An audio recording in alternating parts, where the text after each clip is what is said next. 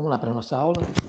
Nós estamos falando hoje da unidade 4.3 e o assunto é desenvolvimento de equipes como técnica do desenvolvimento organizacional e o assunto é criar, desenvolver e incentivar equipes. Ok? Vamos lá.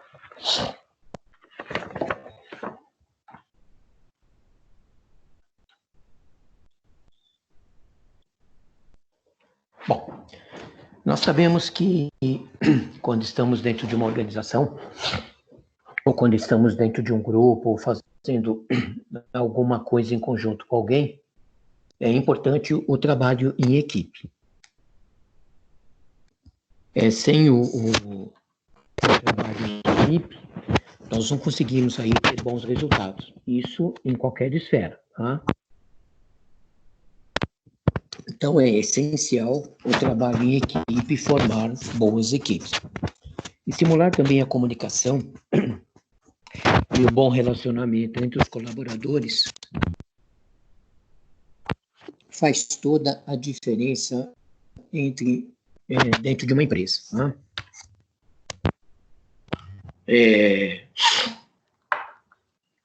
Para que tudo possa correr realmente de uma forma bem integrada, bem sintetizada, é necessário que essas equipes elas sejam equipes coesas, né?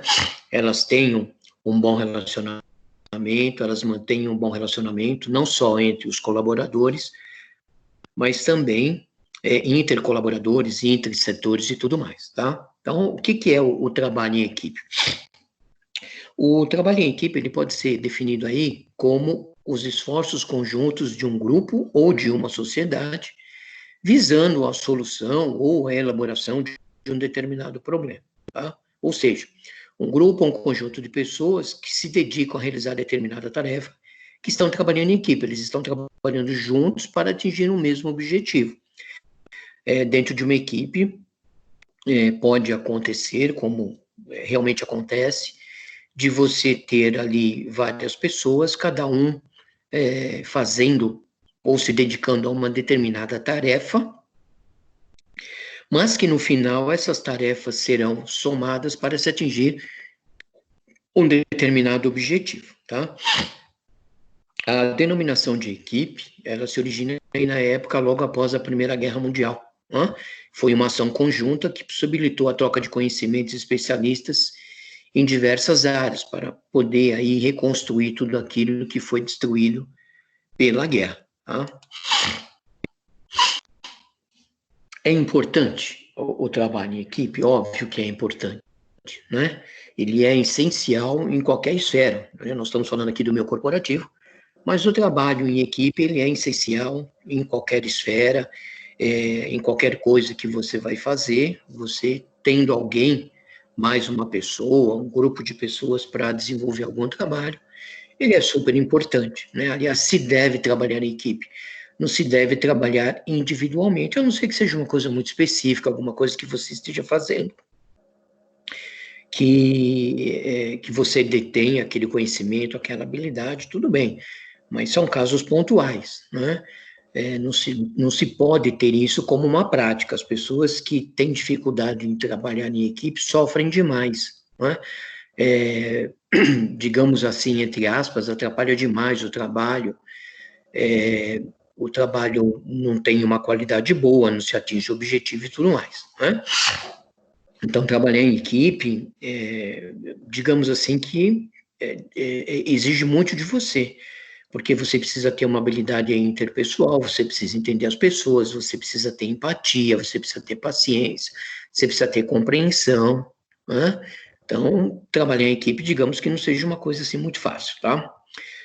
Bom, como desenvolver um produto ou oferecer o serviço normalmente envolve um leque enorme de especialidades e setores.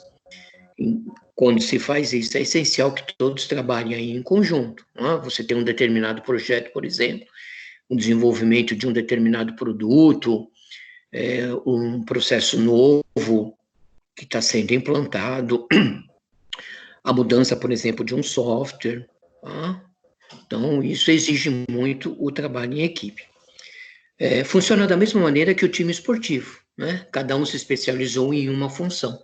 para que a equipe funcione bem, é preciso que todos se dediquem à sua especialidade, colaborando sem atropelar o trabalho dos seus companheiros. Então, o exemplo que nós estamos pegando aqui, um exemplo de um time de futebol, né?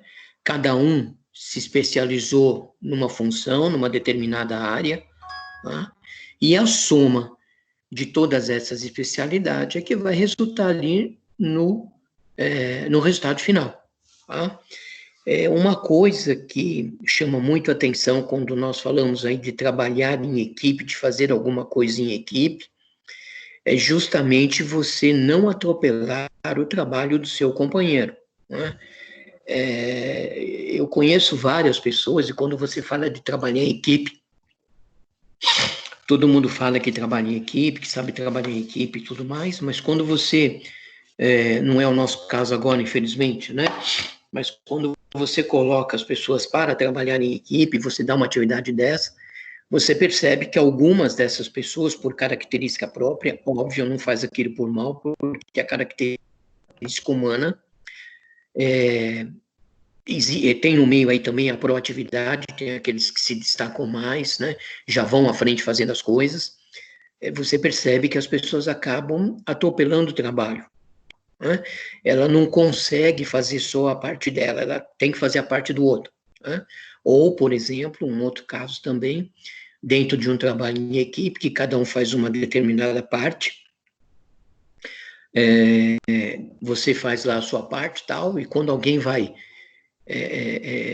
resumir tudo isso, colocar tudo isso numa forma organizada, ele começa a refazer o trabalho dos outros, né? Ele acha que o texto não está formatado do jeito certo, a altura, o tamanho da letra não era aquele, a formatação não era aquela, poderia ter feito mais colorido, menos colorido, ter colocado um gráfico, enfim, uma série de coisas, né?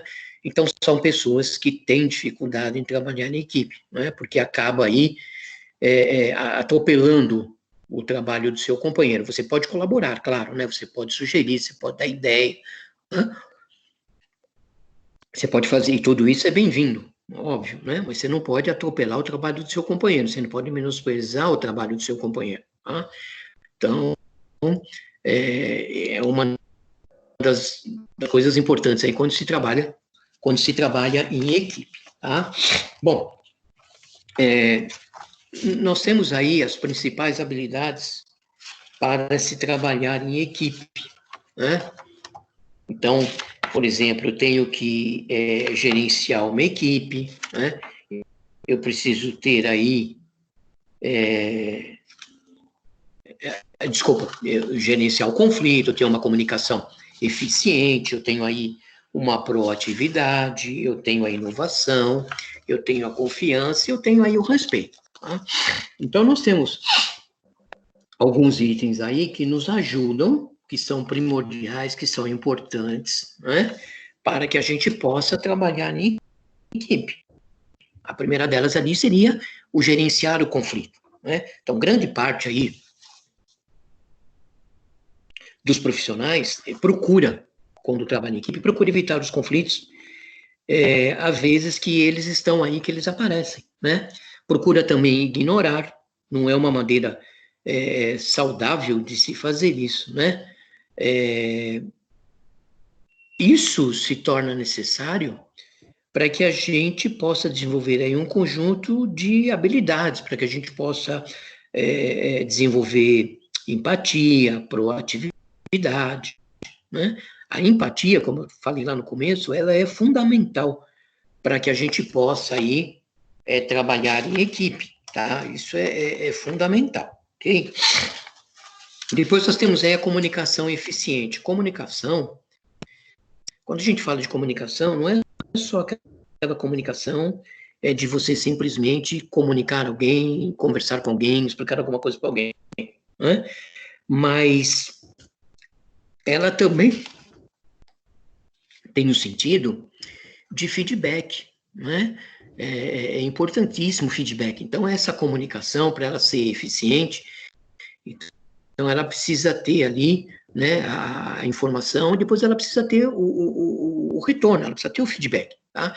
Então, o trabalho em equipe, além de você não ter conflitos, mas esses conflitos, eles vão aparecer, os conflitos, eles são necessários para que a equipe possa crescer, tá? Se não tiver conflito, se não tiver divergência de opiniões, tá?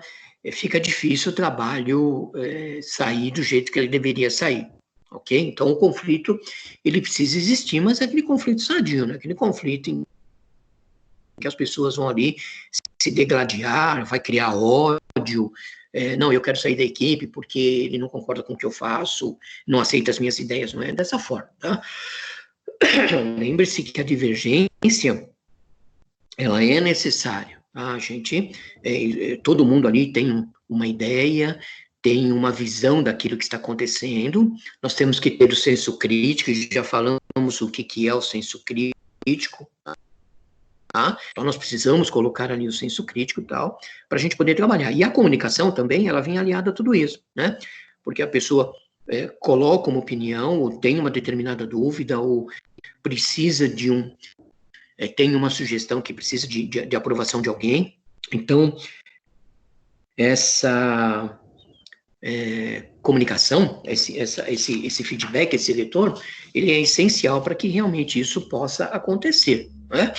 Você colocar uma opinião, falar alguma coisa, colocar alguma sugestão, e depois você não ter feedback, nós também já vimos essa parte, isso vai desmotivar a equipe, né? A equipe vai deixar de começar a ter uma dedicação maior, porque está vendo que tudo aquilo que ela está colocando, tudo aquilo que ela está sugerindo, que ela está falando, a visão dela, né, como ela está vendo tudo aquilo, não está sendo absorvido. Então, ela vai, basicamente, ela pode desistir de fazer ali alguma coisa nesse sentido, porque ela vê que não está adiantando nada. Então, a comunicação é eficiente, tá?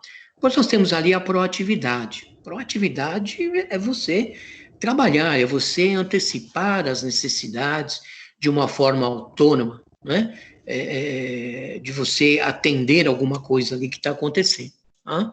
Para o bom trabalho da equipe, é necessário aí, é preciso que todos os colaboradores tenham a habilidade de identificar situações, problemas, antes que elas aconteçam. Tá?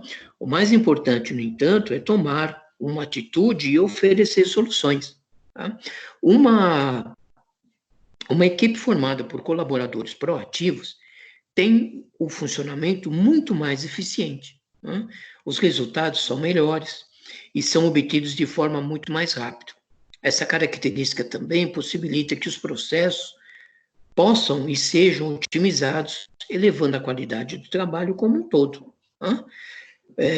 Mas para que o funcionário ele seja proativo, é necessário que o estilo de liderança da organização seja flexível. Né? A abertura de feedback, sugestões, opiniões entre os gestores é essencial para que a gente possa estimular aí a proatividade. Né? Claro que tudo isso precisa ser flexível. Né? Por quê?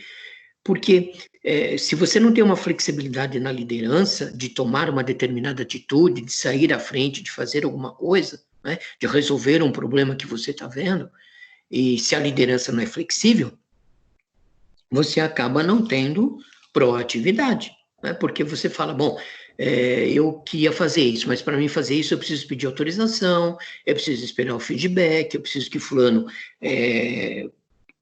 converse com ciclano. Então, você acaba deixando de ser proativo. Isso é uma coisa muito ruim para a organização, para a instituição ou para o grupo que você esteja trabalhando, né?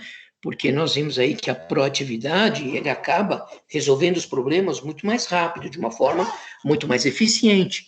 Você chega à solução muito mais rápido se você tiver a chance de resolver os problemas na frente, né? Então, a proatividade, por exemplo, você está vendo ali um extintor de incêndio fora do seu lugar, de um determinado lugar, por exemplo, tá? E você percebe que aquele extintor, naquele lugar, alguém pode passar, né?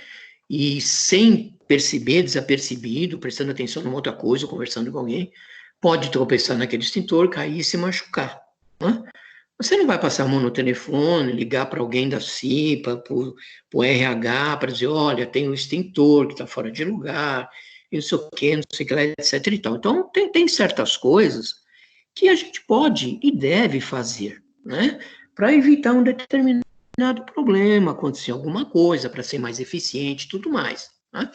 Então, o que eu faço? Eu vou lá, eu pego o extintor e coloco o extintor no lugar certo. Eu estou evitando que alguém possa tropeçar, possa cair e tudo mais. Então, a proatividade é você se antecipar aí a uma situação, um problema. Né? É você se antecipar a alguma coisa que você percebe que possa causar a falta de você atingir o objetivo lá na frente, ok? E com isso também você vai trabalhar de uma forma muito mais eficiente, muito mais eficaz, muito mais rápido. Tá? Depois nós temos aí a inovação. Inovação é tudo, né? Inovação é igual criatividade. As empresas hoje em dia é uma das coisas pegando em pessoas inovadoras, pessoas criativas, pessoas com proatividade também, né? A criatividade e a inovação são habilidades capazes de transformar a forma que uma equipe interage. No entanto, a criatividade, dentro da equipe, a gente precisa tomar um cuidado com isso também, porque às vezes você tem dentro de uma equipe uma ou duas pessoas que são muito inovadoras, muito criativas, né? Então, toda hora que você vai trabalhar com essas pessoas, você tem algum trabalho para fazer, alguma coisa para ser desenvolvida, essas pessoas são muito criativas e conseguem colocar de uma forma muito mais habilidosa, muito mais fácil, né, brota na pessoa, a inovação, a criatividade. Então, precisa tomar muito cuidado para você não ter aquele conceito de que, nossa, essa pessoa está querendo aparecer, nossa, essa pessoa está querendo ser mais do que a outra e tudo mais, né? Então, volta de novo aí a empatia de você se colocar no lugar da pessoa e talvez de você aprender com essa pessoa. Né? Veja de que forma ela está fazendo, como ela está fazendo, para que você possa aí também absorver esse conhecimento. Tá? Para o bom trabalho da equipe, é preciso que os seus integrantes estejam sempre inovando os processos e procurando soluções criativas. Tá? Isso vai possibilitar a obtenção de melhores resultados, aumentando também a eficiência e, óbvio, otimizando aí todo o processo. Tá? Da mesma forma, a proatividade, né, da mesma forma que a proatividade, a criatividade na equipe precisa também de um espaço concedido pela liderança para poder florescer. Estimular a autogestão da equipe possibilita que os profissionais criem soluções inovadoras para realizar as suas tarefas. Né? Então, a inovação, a criatividade, ela está ligada também com a proatividade. Né? Para mim ser criativo, eu preciso também de uma liderança flexível. Né? Por quê? Eu estou desenvolvendo o trabalho ali, o projeto de uma determinada forma, e eu percebo que se eu utilizar um outro caminho, eu vou fazer a mesma coisa de uma forma muito mais rápida. Mas eu preciso entender, eu preciso saber se eu mudando este caminho, se eu mudando essa forma de fazer, se a empresa vai aceitar isso, né? Se a empresa vai concordar que isso seja feito dessa forma. Tá?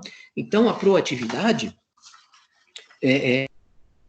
ela precisa realmente também, a inovação, ela precisa também da anuência da empresa. Então, você percebe que você não consegue, mesmo estando em equipe, você, dentro de uma equipe, existe uma equipe maior, digamos assim, né?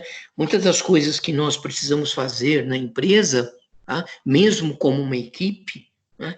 Nós precisamos da anuência da empresa. Então, veja que a empresa, a organização, a instituição, ela não deixa de ser uma grande equipe, né? Então, todo mundo precisa estar trabalhando como uma engrenagem, todo mundo precisa estar no mesmo barco, na mesma página, falando a mesma língua, para que o trabalho, para que o objetivo ele seja atingido. Né? E nós não estamos falando aqui, colocando aqui simplesmente um projeto. Né? Nós estamos colocando a empresa aqui como um todo, você pode entender isso como um todo. né? A empresa toda trabalhando como uma grande equipe, né?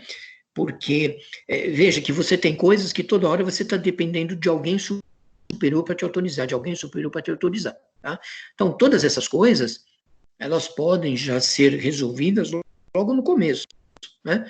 Então, você já sabe até onde você pode ir, o que você pode fazer, de que forma você pode fazer. Tudo isso precisa estar institucionalizado na hora que você está iniciando o seu trabalho, né? Não vai esperar acontecer para que você pare, você pergunte. Então, aí o trabalho acaba demorando um pouco mais, né? Depois você tem a confiança. A confiança também é tudo, né? Não existe um trabalho em equipe aí sem confiança, né? A confiança, ela tem que estar também à frente aí. Não adianta eu contratar um funcionário. Eu já trabalhei em empresas assim, né? Em que não existia confiança em você. Tudo você precisava informar, tudo você precisava falar, tudo você precisava colocar por escrito, você precisava informar. E era uma situação muito, muito difícil, né? Muito complicada. Às vezes a pessoa te pedia para você fazer alguma coisa, mas você ficava na dúvida se deveria fazer ou não deveria fazer, porque entrava muito em conflito tanto a proatividade, a inovação e a confiança, né? Porque tinha horas que você queria ser proativo e você era proativo e depois a pessoa te talhava na confiança, né? Ou você queria inovar alguma coisa e depois a pessoa ficava na confiança. Então, ou seja, você desenvolvia um trabalho, você colocava uma ideia, mas depois a pessoa vinha e conferia tudo aquilo, e via e perguntava, e não sei o que, lá, etc. Então, isso fazia com que tirava um pouco a tua motivação, né? Porque você já desenvolvia o trabalho não com toda aquela confiança, com toda aquela criatividade, porque você sabia que alguma coisa lá na frente ia ser detectado. Então, muitas vezes, eu deixava de fazer uma determinada coisa porque eu sabia que ia ter falhas. Então, já que eu sabia que ia ter falhas, eu não fazia. Eu deixava a pessoa dizer, olha, faça assim, faça assado, faça desse jeito, assim, assim, assado, né? Raras vezes eu utilizava ali alguma criatividade, alguma inovação, só para não ficar passando em branco, digamos assim, né? Para dizer que você não é criativo, você não inova, você não tem proatividade. Então, para evitar essas coisas, então fazia algumas coisinhas pontuais ali que eu sabia que não ia ter grande relevância, mas na realidade eu me sentia assim muito desmotivado, né? Porque não tinha confiança. E muitas vezes, quando você fazia alguma coisa, raramente era reconhecido ali com parabéns, você criou, você inovou e etc. E tal, né? Então, era um trabalho. Eram pessoas de se trabalhar em equipe, era muito complicado, tá? Então, você acaba deixando de fazer, de ser criativo. Então, a confiança, né, ela é primordial, né? Você não consegue ter uma equipe, você não consegue trabalhar em equipe se você não delegar tarefa para essas pessoas sem temer o que elas estão fazendo, tá? E aí, muitos gerentes cometem um erro, cometem essa prática, né? De ficar aí controlando todos os aspectos das tarefas de toda a equipe. E isso passa aos colaboradores a mensagem de que o líder, olha lá, não confia em suas habilidades, né? Afetando o relacionamento entre as equipes, a autoconfiança e a motivação. Então, delegar é preciso confiar. Então, para delegar é preciso confiar. Você precisa confiar na pessoa. Tá? Adianta você delegar alguma coisa, mas não confiar na pessoa, ficar depois conferindo o trabalho da pessoa, né? Se você tem uma equipe, a sua equipe, ela precisa se sentir que a liderança e os seus pares, né, toda a liderança ali, a equipe, confia no seu trabalho, tá? Assim você terá muito mais chance de realizar as tarefas de uma forma eficiente, também com motivação. Tá? Então, se você delega alguma coisa para alguém, você tem que confiar. Não adianta você falar assim para a pessoa, olha, arquiva esse documento na pasta ali, assim, assim, assado. A pessoa sai para ir no banheiro, você vai lá e verifica verificar se ela realmente arquivou da maneira correta. Então, aí você não está delegando, você não está confiando, você vai ter problemas futuros. Né? É claro que se na hora que você for procurar o documento, não for localizado, etc. e tal, você vai perceber que aquilo não foi feito de uma forma eficiente, de uma forma eficaz. Então, aí você vai ter que verificar o que está acontecendo, ver se todas as informações foram colocadas para a pessoa, de que forma foram colocadas, se realmente ela foi instruída de maneira correta. Aí vai entrar numa outra ótica, num outro ângulo, né? No ângulo ali do treinamento, do desenvolvimento, se alguém sentou, explicou como deveria ser feito e tudo mais, tá? Então entra numa outra esfera aí, tá? Mas delegar é confiar. Então você precisa cortar esse cordão umbilical, né? Você precisa ter confiança disso, senão não adianta. Acaba com a equipe, só você trabalha, né? E você não precisa das pessoas. Então não adianta você ter uma equipe formada, mas você se fazer tudo. Esse é o mal das pessoas, né? Querer abraçar o mundo com as duas mãos e aí não consegue. Então aí você não consegue nem fazer sua parte, nem fazer a parte nem as pessoas conseguem fazer a parte delas. Então não adianta nada você fazer isso. Tá? Por último, aí nós temos o respeito. O respeito mútuo, ele é importantíssimo para o bom trabalho da equipe. Tá? Os colaboradores que não respeitam os profissionais como pessoas, jamais terão um bom relacionamento. Sem o respeito, nenhuma outra habilidade que nós citamos anteriormente, né, a confiança, a inovação, a proatividade, a comunicação eficiente, o gerenciar os conflitos, vai ser possível. Você não consegue, né? Porque você não tem respeito pelas pessoas. Como é que você vai conseguir gerenciar um conflito? Como é que você vai comunicar? Como é que você vai ter proatividade, inovação das crianças e principalmente a confiança, né? Você não respeita as pessoas, tá? Então, para estimular o respeito entre equipe, é necessário trabalhar o quê? As habilidades da empatia e construir uma boa convivência entre os mesmos. Tá? Você pode fazer isso através de dinâmicas, através de exercícios, né? Que são ferramentas aí valiosíssimas nesse cenário que a gente está falando aqui. Né? Então, talvez a gente possa até começar todas essas habilidades, né, de baixo para cima. O primeiro, ter respeito, ver que você está trabalhando com pessoas, que são pessoas que têm sentimentos, são pessoas que têm problemas, são pessoas que têm, como é que se fala? Nossa, me fugiu a palavra, que têm limitações, tá? Então, eu preciso entender essas pessoas, conhecer essas pessoas, para que a gente possa realmente trabalhar em equipe, né? Então, essas são as principais habilidades aí para você trabalhar em equipe. Nunca se esqueça disso, né? Você saber gerenciar conflito, você ter uma comunicação eficiente, você ser uma pessoa proativa, inovadora, ter confiança e ter respeito. E, claro, tudo isso dentro da sua equipe, não só você, mas como a sua equipe. Então, a próxima vez aí que você for montar uma equipe, por exemplo, né, ou estiver montando uma equipe, você pode pegar todas essas habilidades e trabalhar essas habilidades com as pessoas para ver se realmente elas estão e conhecem essas habilidades, né? É claro, pode ser que 100% ninguém né? Por isso que a gente se complete, por isso que a gente necessita das pessoas, das outras pessoas, e nós necessitamos trabalhar em equipe, porque a gente vai se complementando e as pessoas nos complementam, né? Eu não sou 100%, então eu preciso de uma pessoa do meu lado que seja proativa, por exemplo, a outra tem a inovação, eu sei gerenciar conflito, o outro sabe comunicar de uma forma eficiente, e assim a equipe vai trabalhando. Mas é óbvio que todas essas habilidades, é necessário que nós tenhamos cada uma delas dentro de nós para que a gente possa trabalhar em equipe, possa entender a equipe.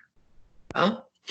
Bom, vamos falar agora um pouquinho de grid gerencial, né? O que significa o grid gerencial e qual o valor dele no desenvolvimento de liderança, entrando um pouquinho agora em liderança, porque para você trabalhar em equipe, né, você precisa entender o que é o grid gerencial, né, que é uma ferramenta aí importante dentro da liderança, dentro do trabalho em equipe e tudo mais, tá? Então, vamos lá. Empresas, óbvio, são resultados de pessoas. Nós já sabemos que para você ter uma empresa, você ter uma organização, você precisa ter recurso humano, recurso financeiro e você precisa ter investimento. A gente aprendeu isso várias vezes. Se eu não tiver esses 3 pilares, eu não tenho uma organização. Está me faltando alguma coisa, tá? Bom, acredito ainda que é por meio da liderança existente nas organizações que é possível desenvolver ainda mais o potencial de cada colaborador para que esses sintam-se estimulados a explorar efetivamente e também na prática os seus próprios talentos e, assim, contribuir para o alcance das metas, objetivos e dos sucessos dos negócios de uma maneira geral. Tá? Então, a liderança, ela precisa desenvolver tudo isso no seu colaborador, desenvolver cada vez mais o potencial daquela pessoa, por isso que é interessante você estimular a proatividade, estimular a criatividade desse colaborador, você ser uma pessoa flexível, né, para que ele possa colocar tudo isso a favor da empresa. Né? Nesse sentido, é essencial que o desenvolvimento de pessoas dentro de uma empresa comece pelos líderes, tá? Tem que começar por cima, né? Que dela fazem parte, pois assim, estes serão constantemente preparados para inspirar, motivar e incentivar os colaboradores a ir além. Vamos abrir um parênteses aqui, que eu sempre falei para vocês isso, né? Desenvolver a expectativa, fazer a expectativa, chegar na expectativa, todo mundo faz. Né? Você precisa sempre ir além da expectativa. Lembra que eu já falei isso para vocês, né? Você sempre precisa procurar ir além da expectativa, né? Tá um passo à frente do seu concorrente, né? Porque fazer igual todo mundo faz, tá na mesma linha todo mundo está. Você precisa se destacar, você precisa ir além, né? Crescer profissionalmente é dessa forma, você ser uma pessoa criativa, uma pessoa inovadora e ir além da expectativa. Claro, tudo com ética, tudo com moral. Você não pode ficar puxando o tapete do seu colega, jogando pedra, essas coisas todas. Não é dessa forma que se faz. Tá? Seguindo o texto aí, pois assim, estes serão constantemente preparados para inspirar, motivar e incentivar os colaboradores a irem além, sem esquecer do cumprimento das tarefas fundamentais para que as estratégias elaboradas sejam alcançadas e gerem resultados positivos. Tá? Então, o grande papel do líder, né, além de estar ali monitorando, além de estar ali supervisionando, coordenando, né, ele também tem que inspirar, motivar e incentivar os seus colaboradores. Tá? Isso é importantíssimo. Tá? Então, o líder ele precisa ser, além dele estar sempre motivado, né, ele precisa motivar as pessoas. Tá? Por isso que liderar não é uma coisa muito fácil também, né? Porque, como pessoas humanas, nós somos limitados, né? E isso também não é só o privilégio de uma equipe, é do líder também. Então, se nós temos problemas, se nós somos limitados, se nós temos limitações, se temos também sentimentos, tá? O líder também tem. Tá? Então, imagine um líder com um determinado problema, uma situação para resolver, tendo que inspirar a sua equipe, motivar a sua equipe, incentivar a sua equipe. Tá? Então, tem que começar por ele toda essa parte. Então, o desenvolvimento de pessoas dentro de uma empresa começa sempre pelo líder, sempre pela parte de cima, porque ele precisa passar tudo isso para os seus funcionários. Então, você imagina a liderança de uma empresa que está numa situação delicada, por exemplo, né, economicamente delicada, onde ele precisa motivar toda a equipe, dizer, não, a empresa está bem, vamos trabalhar, vamos desenvolver o nosso trabalho, não vamos se preocupar com essa parte tem quem se preocupa, vamos trabalhar, mas ele está ali no meio de toda essa situação, né? Ele está sabendo o que está acontecendo, e em contrapartida ele precisa motivar os funcionários, para que os funcionários não se sintam desmotivados, o que vai acarretar que a empresa possa ir, né, se ela tiver uma chance de sair da situação, de sucumbir mais rápido, né? Então, é é uma situação aí delicada para quem é líder, né?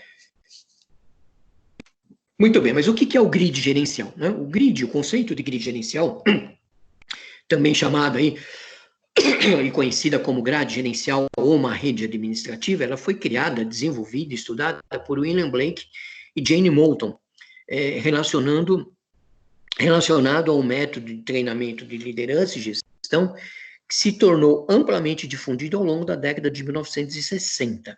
Tá? Bom, de acordo com eles, a grid gerencial seria um conjunto de teorias que diziam como os líderes aproveitam a sua inteligência, as suas habilidades para trabalhar ideias e estratégia com pessoas e, através delas, conseguirem resultados extraordinários. Então, a grade aí, gerencial, a rede administrativa, né, ela é uma ferramenta, né, um conjunto de teorias que diz como é que o líder pode aproveitar a inteligência e a habilidade para trabalhar as ideias e as estratégias com as pessoas, para que você possa conseguir aí resultados de uma forma mais prática, de uma forma mais rápida. Tá? Qual é a dimensão da grade gerencial e do grid gerencial? Bom, eles entendem, pelos estudos que fizeram, que a primeira dimensão estava preocupada em procurar avaliar o grau em que o líder se importa, preocupa com o bem-estar, conforto e segurança dos seus liderados. Ela está também relacionada com a estruturação da organização, especialmente no que se refere à realização das tarefas. Enquanto a segunda dimensão está voltada para o grau pelo qual o líder define o seu próprio papel, além de indicar a seus subordinados o que se espera que eles façam. Isso quer dizer que essa dimensão está mais relacionada com a realização das tarefas da organização. Parece uma coisa meio confusa quando a gente coloca e quando a gente fala, mas ela vai ser uma forma mais prática quando a gente mostrar para vocês através de um gráfico, ok? Mas antes da gente mostrar esse gráfico para vocês, vamos ver quais são os estilos aqui de liderança do grid gerencial, né? Então, nós temos aí uma determinada classificação. Então, nós temos ali o 9.1, que é a gerência de tarefas, 1 e 9, que é a gerência de Country Club, 1.1, que é a gerência empobrecida, o 5.5, que é a gerência de meio termo, e o 9.9, que é a gerência em equipes. Talvez você esteja se perguntando, mas isso está fora de ordem. 9.1, 1.9, 1.1, 5.5, 9.9, está tudo fora de ordem. Não é que está nada fora de ordem, é que nós temos aqui um gráfico, né? Então, o 9 significa uma coisa, o 1 vai significar outra. O 1 significa uma coisa, o 9 vai significar outra. Mas antes da gente colocar tudo isso no gráfico, vamos ver o que significa aqui, por exemplo, o 9.1, a gerência de tarefas, né? O que significa isso, tá? Nesse caso, do 9 e o 1, verifica-se uma forte orientação para a produção e uma orientação para as pessoas. A preocupação do gerente com os objetivos da organização tende a ser alta, enquanto que os objetivos dos subordinados são bastante ignorados como fator de relevância. Pouca atenção é dada a tópicos como conflito, criatividade e motivação. A base de controle desse estilo é o poder hierárquico, em que uns exercem autoridades e os demais simplesmente obedecem. Tá? Então, nós temos um conceito aqui, mas vamos fazer o seguinte, vamos passar aqui e a gente vai ver isso de uma forma diferente, de uma forma mais prática, tá? Então, vamos lá. Muito bem. Então, você vê ali, nós pegamos aqui, por exemplo, né? Então, nós pegamos aqui, veja, você tem aqui uma preocupação com as pessoas, né? De uma forma, aqui embaixo é uma forma baixa, aqui em cima uma forma alta, tá? E aqui embaixo você tem a preocupação, na horizontal você tem a preocupação com a sua produção. Então, na vertical eu tenho a preocupação com as pessoas e na horizontal eu tenho a preocupação com a produção. E você tem uma escala aí de 1 a 9, tanto na vertical quanto na horizontal, começando de uma forma baixa e indo até uma forma alta. A mesma coisa na vertical, você começa de uma forma baixa até uma forma alta, ok? Então, você tem dividido aqui, digamos aí, em 4 quadrantes, né? Nós temos 5, mas vamos dividir isso em 4 quadrantes, onde você tem, na parte superior, do lado esquerdo, você tem o estilo ali 1.9, né? Ou seja, você tem uma produção baixa, mas você tem uma preocupação com as pessoas alta. Tá? Na outra ponta, você tem o 9.9, ou seja, você tem tanto a preocupação com a produção como com as pessoas de forma alta. Aqui embaixo, nos outros 2 quadrantes inferiores, você tem o estilo 1.1 e você tem o estilo 9.1. O 1.1 significa que você não está se preocupando nem com as pessoas, muito menos com a produção. E na outra ponta, você vê que no 9.1, você tem uma preocupação orientada para as pessoas, mas não orientada para a produção, né? Então, sempre o primeiro número, né, o primeiro índice ali, significa o vertical, o eixo vertical. E o outro número, você tem confronto com o eixo horizontal, tá? Então, quando nós falamos 9.1,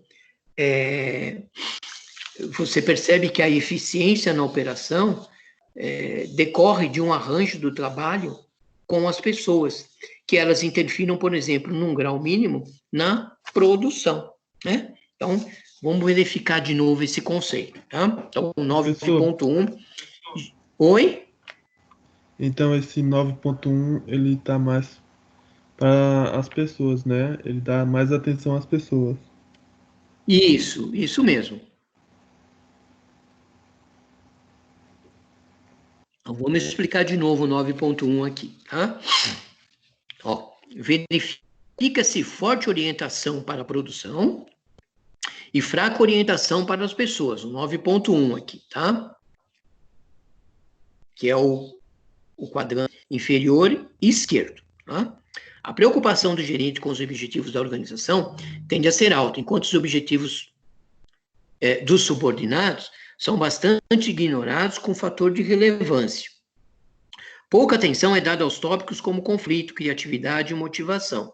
A base do controle desse estilo é o poder hierárquico, em que uns exercem autoridades e os demais tendem a obedecer. Tá? Então, aqui o 9.1, eu estou tendo uma preocupação maior com a produção, por isso que é gerência de tarefas. Eu falei o contrário aqui, né? Me perdoem, tá? Aqui você tem uma orientação maior com as tarefas, né? Gerência de tarefas, tá? Então, a eficiência, eu estou me preocupando aqui muito com a produção e pouco com a preocupação com as pessoas, né? Eu estou focando bastante na produção. Já o 1.9, que está na outra ponta ali do quadrante, né, o quadrante superior esquerdo, ele é chamado de gerência de country club. É caracterizado por fraca orientação para a produção e forte orientação para as pessoas. As atitudes e os sentimentos das pessoas são essenciais. O gerente oferece compreensão, aceitação e entendimento. A sua principal característica é auxiliar. O conflito ele é coberto, pois o chefe está preocupado com a sua própria aceitação e tenta, por todos os meios, manter a concorrência entre todos. Grande ênfase é dado ao crescimento individual. Então, aqui no 1.1, né, eu estou tendo uma preocupação com a produção baixa, porque está 1, mas eu estou tendo uma preocupação alta com as pessoas. Então, eu estou focando mais a necessidade da pessoa do que propriamente a necessidade da produção. Eu me preocupo mais com ela do que a produção. Então, ela é totalmente inverso ao estilo 9.1, é o inverso. Tá? Aqui no estilo 1, eu me preocupo com a produção e menos com as pessoas. O estilo 1.9 é o inverso. Eu me preocupo mais com as pessoas do que propriamente com a produção. Tá? Depois, no estilo 1.1, que está aqui embaixo, né? Que é conhecido como gerência empobrecida. Tá?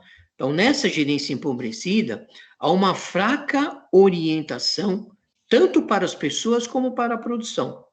O gerente assume uma responsabilidade de maneira superficial, atribuindo tarefa aos seus subordinados sem a preocupação de auxiliá-los ou orientá-los. Caracteriza-se por não tomar a iniciativa de passar ou transmitir informações. Atua sem envolvimento, de modo mecânico, formal e rotineiro. Exerce uma influência mínima em seus contatos, onde só se limita a transmitir ordens e recados de seus superiores. Muitas vezes, nesse estilo, transfere culpas e responsabilidade aos outros, embora poucas vezes tome iniciativa de crítica, visando evitar ao máximo o surgimento de problemas, ok? Então, esse quadro que nós estamos vendo aqui são estilos de liderança, da forma que você tem uma liderança, em cima de um grid gerencial. Né? Esse gráfico ele é conhecido como grid gerencial. Tá? Então, nós estamos aqui analisando não as pessoas, não a equipe, mas sim a liderança, de que forma ela lidera as pessoas em cima desse gráfico aqui, tá? Onde nós temos aqui a preocupação com as pessoas e a preocupação com os objetivos da empresa. Nós colocamos produção aqui, mas você pode entender aí como o objetivo da empresa, a realização de objetivos, a realização de tarefas e tudo mais, né? Então, por exemplo, nesse estilo aqui do 1.1, você tem uma gerência empobrecida. Quer dizer, aquele cara que está ali, aquele líder que está ali, aquele gerente que está ali, que você pergunta para ele o que você tem que fazer, ele não sabe, ele não tem voz ativa, ele só se limita a transmitir o que a empresa está pedindo para ele transmitir e tudo mais. Então, ele não está se preocupando com nada, né? Ao passo que o que está do lado 9.1, ele está preocupado muito com a tarefa e pouco com as pessoas, né?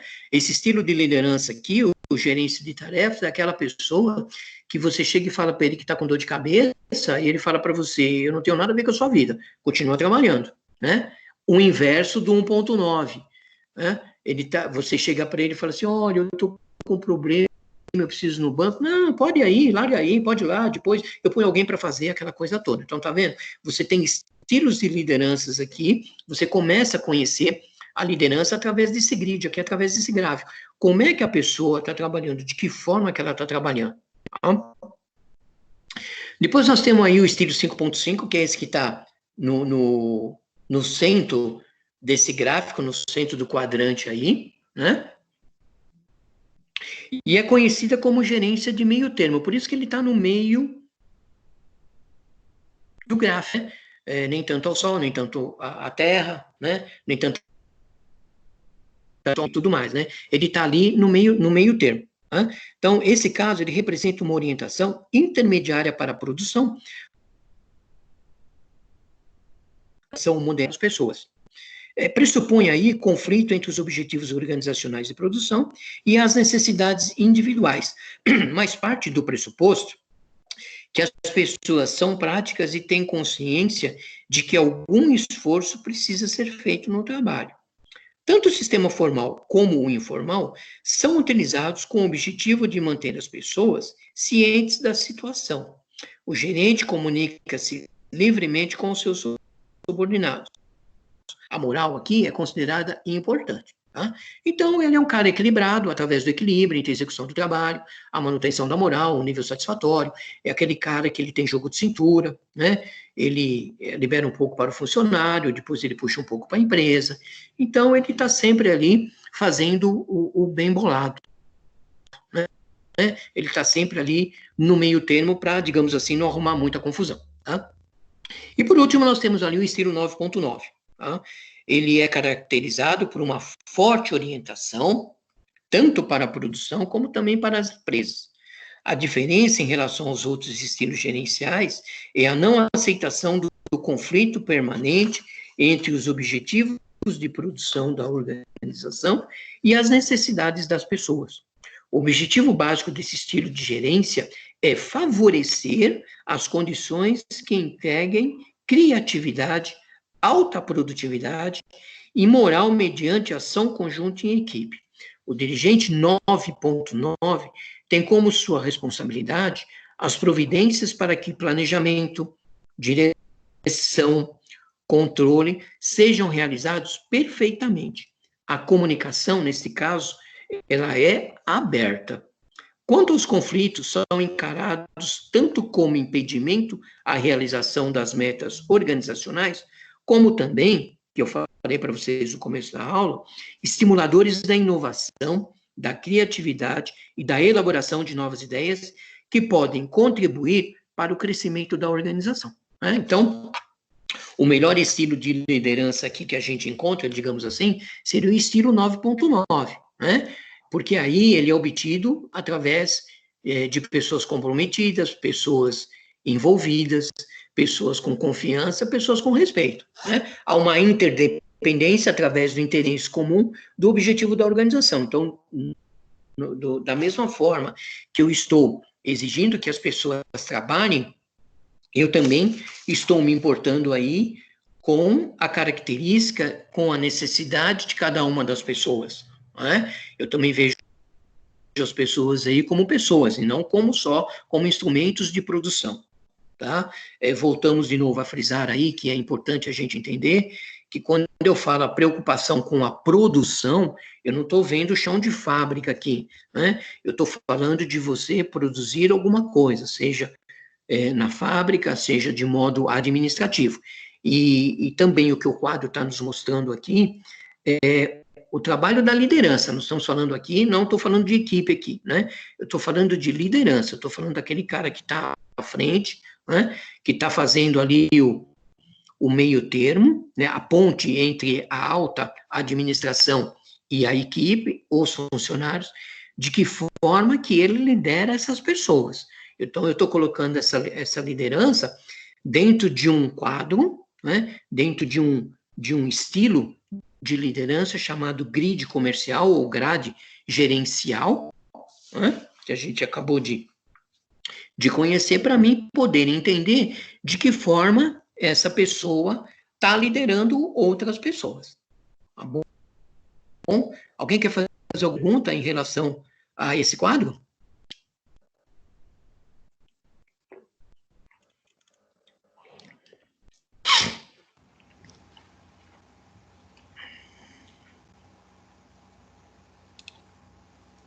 O líder tem que sempre procurar o 9.9, né? Sem dúvida alguma. Sem dúvida alguma, tá? Você precisa estar sempre nesse quadrante superior direito aqui, estilo 9.9, tá? É claro, tá? A gente tem isso na cabeça, que sempre, embora você esteja aqui no estilo 9.9, é óbvio, né?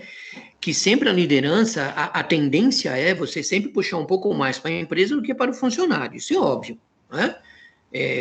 Você sempre está um passo à frente das necessidades de toda a sua equipe, isso é claro, né? Mas a liderança, ela precisa estar dentro do 9.9 aqui, tá? Ela precisa estar sempre vendo, precisamos atingir os objetivos da empresa, mas sempre ter a consciência e o entendimento de que eu não consigo estar um passo à frente se eu não tiver a equipe do meu lado. Então, eu não posso abandonar isso, né? Aí vai entrar aquelas habilidades lá que nós vimos, né? Eu preciso ter jogo de cintura, eu preciso gerenciar o conflito, eu preciso fazer com que eu seja flexível, tá? Fazer com que eu tenha pessoas proativas dentro da equipe e tudo mais, tá? Mas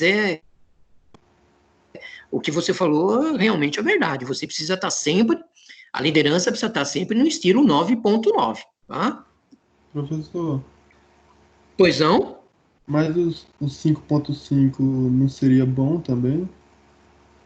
Não, o 5.5 não é que ele não seja bom, mas eu vejo aqui no 5.5 que você não tem pessoas muito envolvidas, muito comprometidas, tanto do lado da liderança como do lado da equipe. Você está aí no meio termo, Dependendo da empresa, claro, você precisa pegar esse quadro e adequar a sua empresa, tá?